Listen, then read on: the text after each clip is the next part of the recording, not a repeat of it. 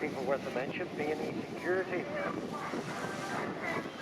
Again, there's a lot of them absolutely don't get involved in. But right now, back to shore. Yeah, because we can already see over on the northern side, left-hand side, if we go down to see two remarkable aircraft. They are Huey located. They're taking us back. Listen out for the video. One more time. Yes, back in Cayuse.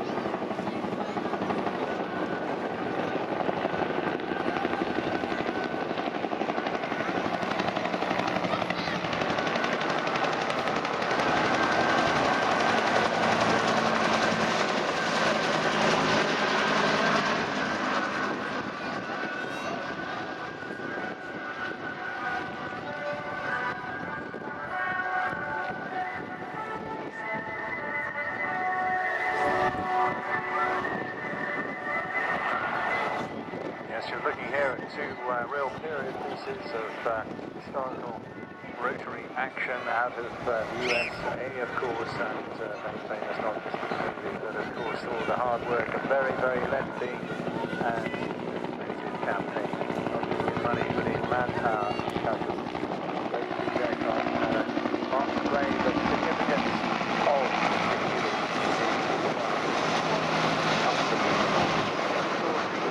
helicopters were lost by the US forces as well, well over 4,000 of them. I'd like to say there were 2,500 well. But here we are, two aircraft reserves brought back to the UK by the gentleman who's sitting next to me, and it's a real pleasure to introduce Phil Connolly. Phil, good afternoon.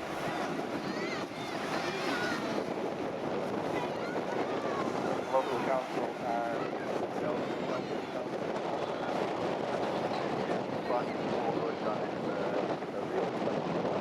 yeah, well, I bet it is, and it's always great to see your aircraft. You know, they are just so meticulously refurbished. They're refurbished in a retro nature because we've really tried to capture the mood of how these aircraft operated. That was not easy, I understand. Not an easy project.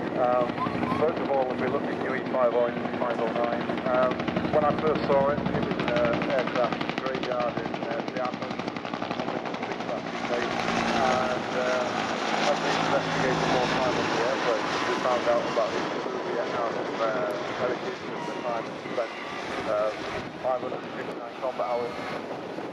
That was the machine for us, we weren't bothered about anything else. History was more important.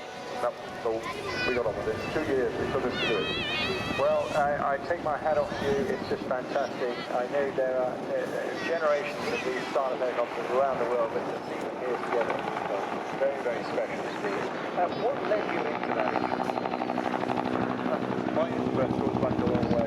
Well, being a school air cadet, doing all these schools, taking model aircraft, did one thing another, and then I spent a lot of time flying offshore in helicopters during my career as a commercial diver. So from there, I took a fixed wing license in the 90s, and in 2000, bought a military Gazelle for the Central Atlantic Strawberry, and then we decided the only way forward was to buy the famous and the great helicopter that was the Hughes. Yeah, well, it is a phenomenal and indeed, here he's just so synonymous with all that action, but a real solid workhorse. Absolutely, yeah. And today, there's about 17 countries worldwide still using them as the workhorse behind what we do. The aircraft is still supported by Bell, still tested it to its reliability, and still my partner today, no problems whatsoever. My partner. Well, the supply of the first UH1s began in June 1959 and were completed right through till 1961. A variety of different models, as well as the Huey, which they came to be synonymous with the company as well. They also received other nicknames like Slick for the troop carrier, Hog for the gunship version, and Iroquois for the multi-purpose H model as well. And they really did see action. I mentioned the numbers that were lost. There were a huge number lost in operational accidents as well. And nonetheless, talking about its workhorse, the loss rate was still less than 1 in 8,000 soldiers.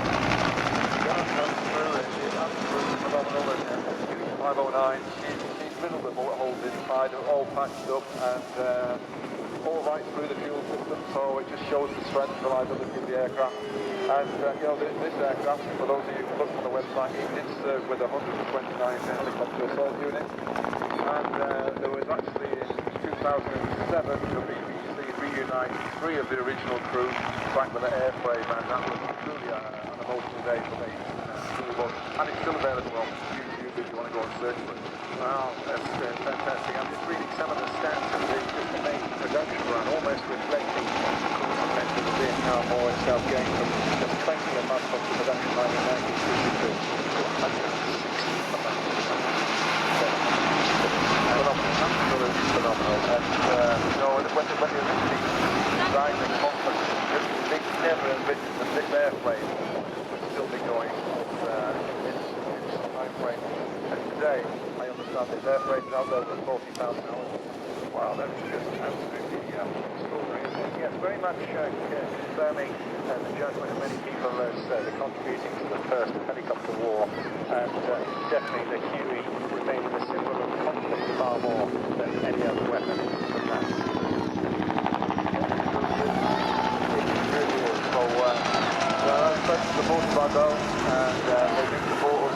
I give us a lot of technical help when we have issues, and really great stuff. And what we've got to also remember about the American helicopters is that, you know, for those who don't know, they're all named after Indian tribes, after the Iroquois, the Huey, Loach that's out there at the moment, and the Cayuse, and then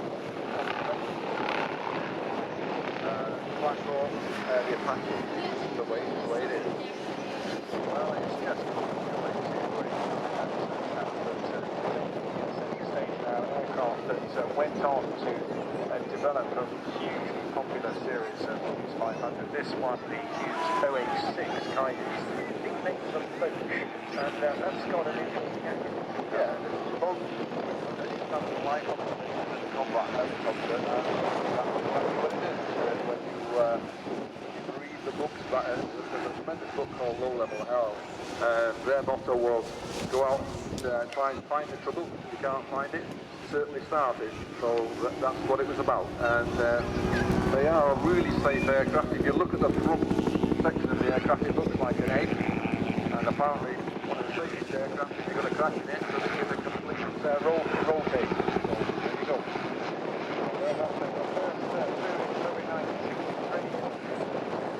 Active service in 1966. A total of 1,420 of these were built, and as I say, into a hugely successful development of 500.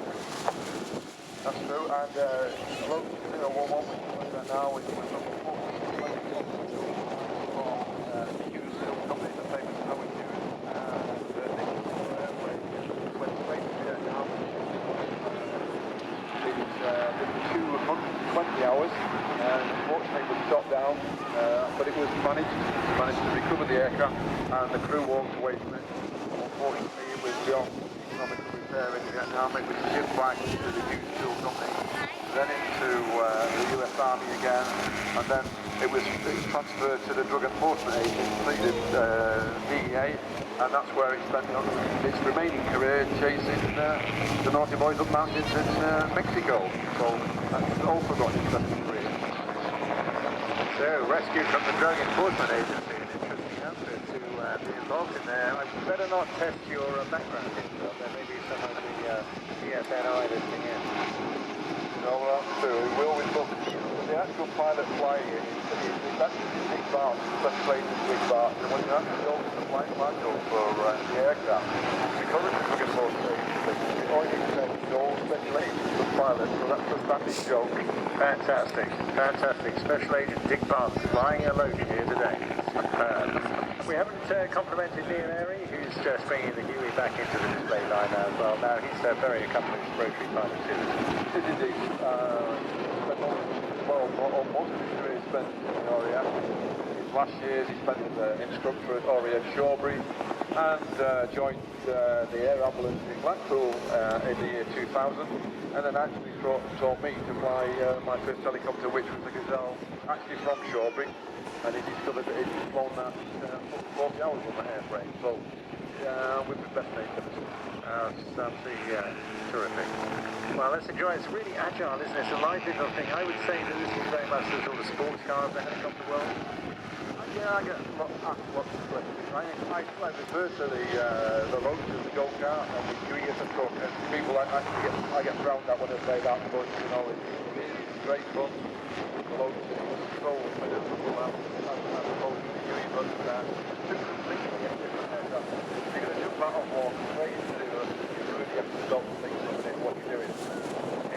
Yes, they're in different class, aren't they? No doubt about that.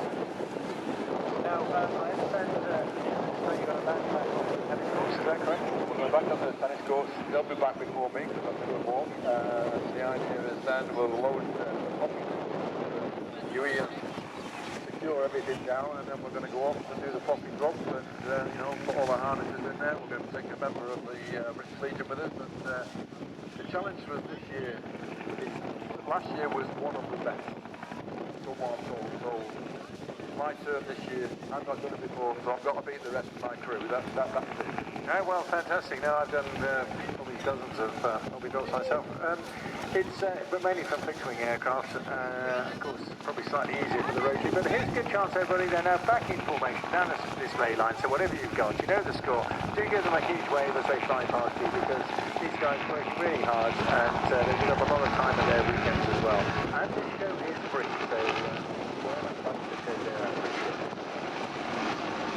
So, of course, at the end of it, we were talking about tennis courts, everybody can go down and talk. Absolutely. Tennis courts are all good.